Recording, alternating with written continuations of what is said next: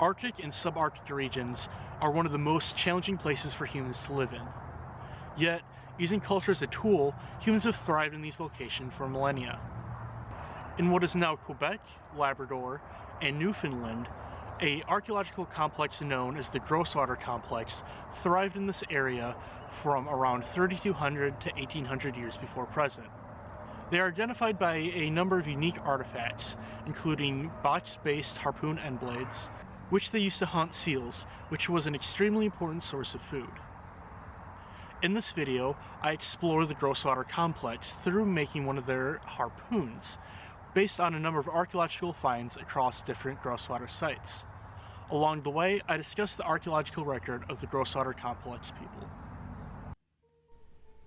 I started with a small maple log that had been freshly cut down while clearing a power line. While I would have learned more by cutting down a standing tree with stone tools, I thought it would be best to use wood that would have otherwise gone to waste.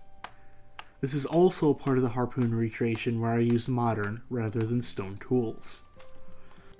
While I split and quartered my log with a steel axe and splitting wedges, Groswater Complex people would have used antler and bone wedges driven with a heavy rock for this process.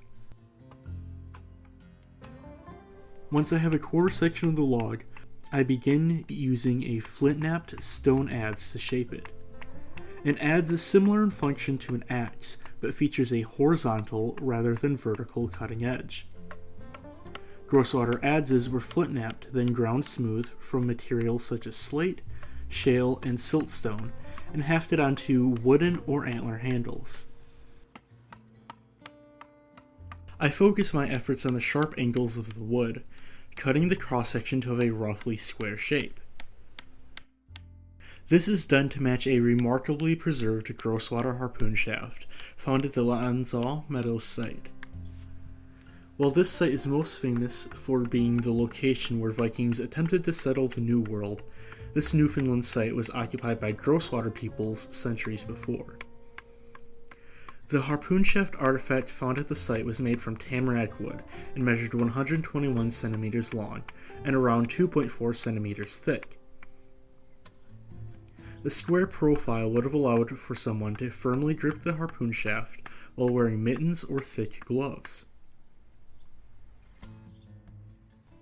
As my own shaft begins to take shape, the flint blade of my adze periodically became dull, forcing me to resharpen it before continuing my progress.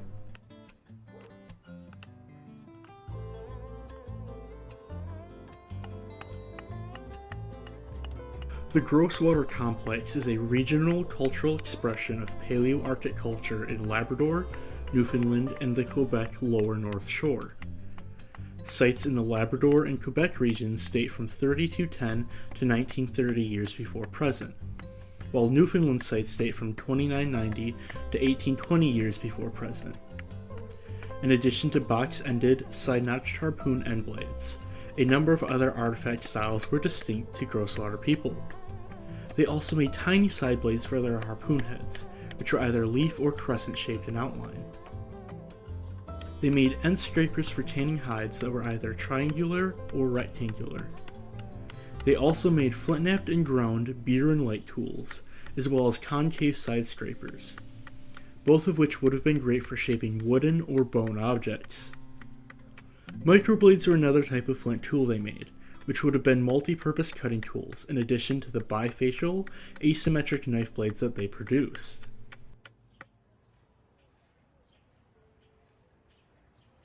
A harpoon like the one that I'm making would have been used for hunting seals, particularly harp seals. Gray seal, harbor, ringed, hooded, and bearded seals are also species they hunted. These animals would have been hunted from a boat on open water or along the ice's edge. In addition to seals, they hunted walrus, seabirds, fish, caribou, and various small and medium-sized mammals. Groswater people were fairly mobile and would have lived in a number of different locations throughout the year. They lived in small circular or oval-shaped dwellings that averaged 13 meters square in area. The outline of these structures in the archaeological record can appear as a ring of rocks, post holes, or a discard perimeter of debris. The dwellings defined by post holes, at least, have been interpreted as tents. They warmed these dwellings with fires contained in a box hearth, which are made from at least 4 upright stone slabs.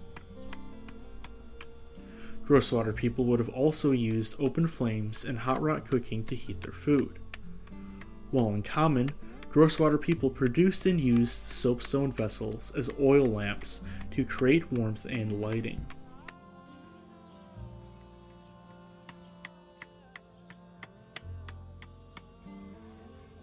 With the wooden shaft cut into its rough shape, finer work can be done with a flint side scraper. I used its beveled edge like a draw knife to slice and scrape off small shavings of wood to shape and contour the piece. A snapped flake with a nearly square edge is then used to smooth the surface down and remove fuzzy bits of wood fiber. Using my adze, I proceeded to cut one end of the shaft into a bevel. Groswater people did not have drills in their toolkit. Rather, they cut half of a channel into 2 parts of wood and then joined the pieces together to form a single socket. This socket will be used to attach the foreshaft and harpoon head to the wooden shaft. A flint biren is the ideal tool for the job, even though the now seasoned hardwood makes the task meticulous. The Groswater people would have made biren-like tools that would have taken longer to make than the expedient birens that I'm using, but would have been hafted to a handle and lasted much longer. With the channel and the harpoon gouged out, I cut a wedge of wood to match the channel and complete the socket. On the opposite end of the harpoon, I cut a longer bevel to match the look of the wooden harpoon artifact. It is possible that this bevel is made to join an antler or bone ice pick to the end, an interpretation I took when making my replica.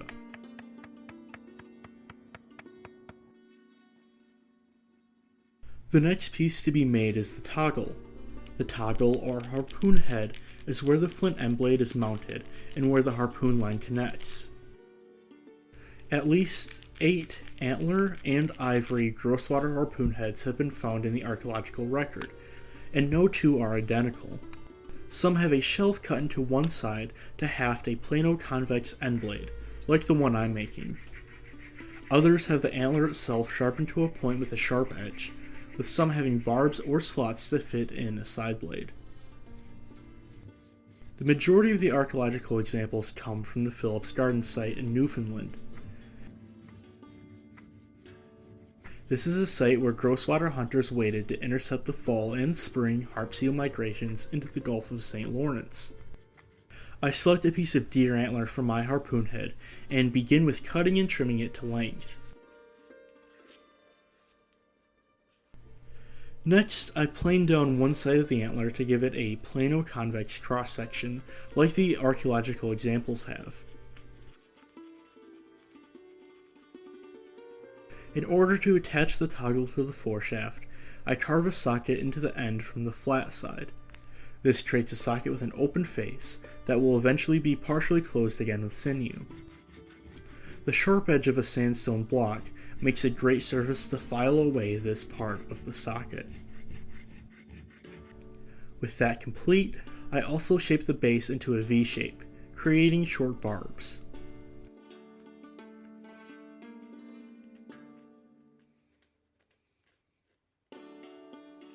With the socket area finished, I create a shelf where the end blade will be hafted.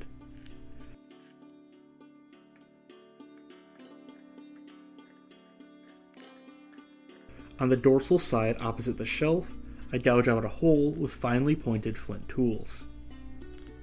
The lashings for the end blade will pass through this hole, creating a firmer connection between harpoon head and tip.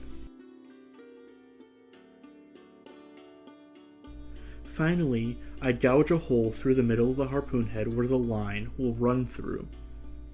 By attaching the line through the middle of this piece, it causes the harpoon head to shift perpendicular to the line when it enters a seal and is under tension from the line.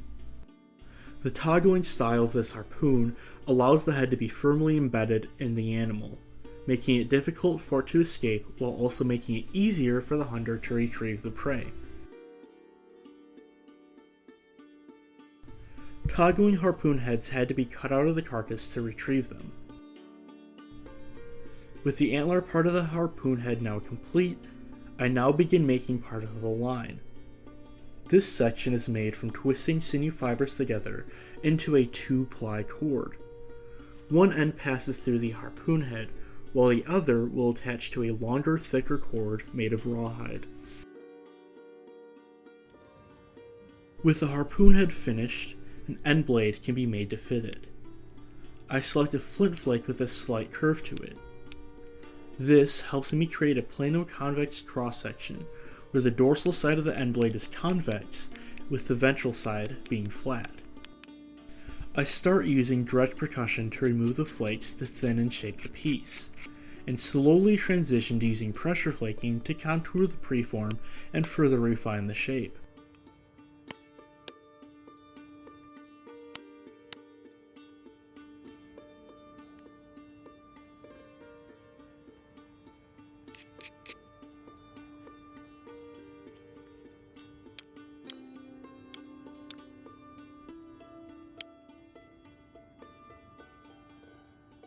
Groswater people made their end blades ranging from between 2.5 and 5 centimeters in length, with the average around 3.4 centimeters.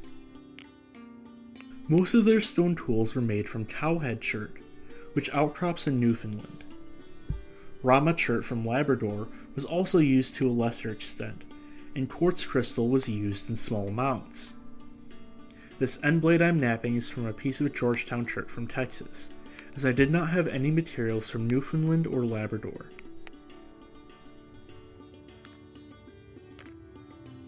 Just before I'm ready to notch the preform, the base is beveled towards the dorsal face. This helps ensure that the base of the end blade sits snug in the shelf cut into the harpoon head. I carefully place my notches so that they align with this hole created near the tip of the harpoon head, leading to a more secure haft.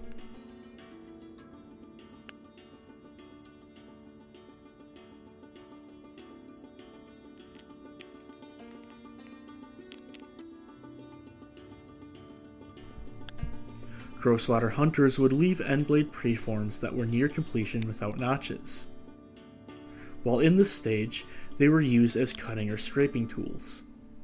When broken or missing end blades needed replacing, one of these preforms could be quickly notched to fit the harpoon head in question. With the notches complete, all that is left for me to do is shape and sharpen the edge of the flint end blade.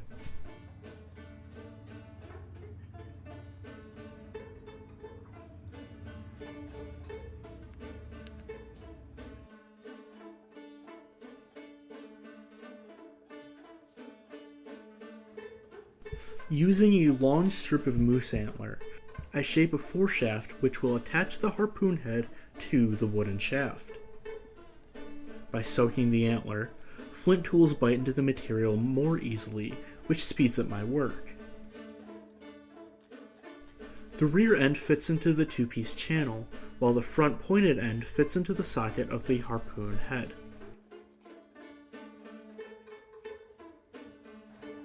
I create the ice pick for the rear of the harpoon shaft by shaping a piece of elk antler. Using flint flakes and bearings, I cut grooves to create the outline that will fit against the bevel in the wooden shaft.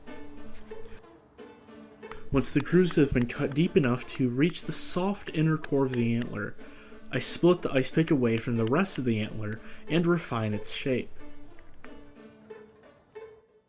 The last component to be made is the harpoon line, which attaches to the harpoon head and allows the hunter to haul in the prey after it is dispatched.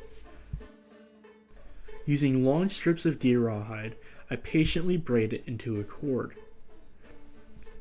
The pieces of rawhide are kept wet while braiding so that they are flexible and easy to manage. Once the harpoon line is of a sufficient length, it is tied off and left to dry. With all of the components finished, it is now time to begin assembling all of the pieces of the harpoon. The ice pick is tied to the bevel at the end of the harpoon shaft using a wet piece of rawhide.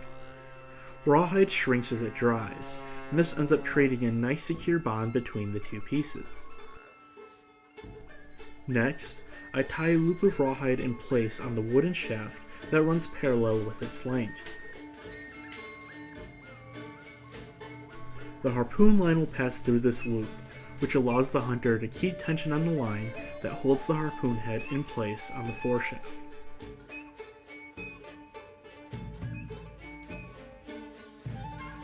Next, I tie the socket in place around the foreshaft, which you see me doing for a second time as I wanted to make sure it was a good fit.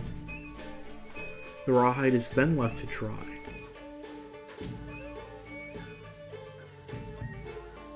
Using hide glue, I attach the end blade to the antler harpoon head. Wrapping the sinew tightly around the end blade firmly secures them together once the glue and sinew have finally dried.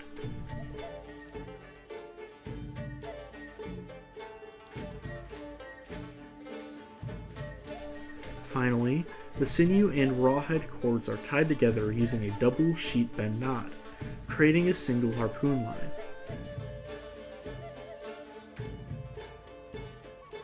Setting the tip onto the harpoon and passing the line through the loop on the shaft, my Groswater harpoon replica is now complete. This replica was made to be completely functional and was done almost entirely with stone tools, based on archaeological finds. Harpoons like this would have been one of the most important hunting implements for Groswater people, who depended on seals they hunted with harpoons for survival.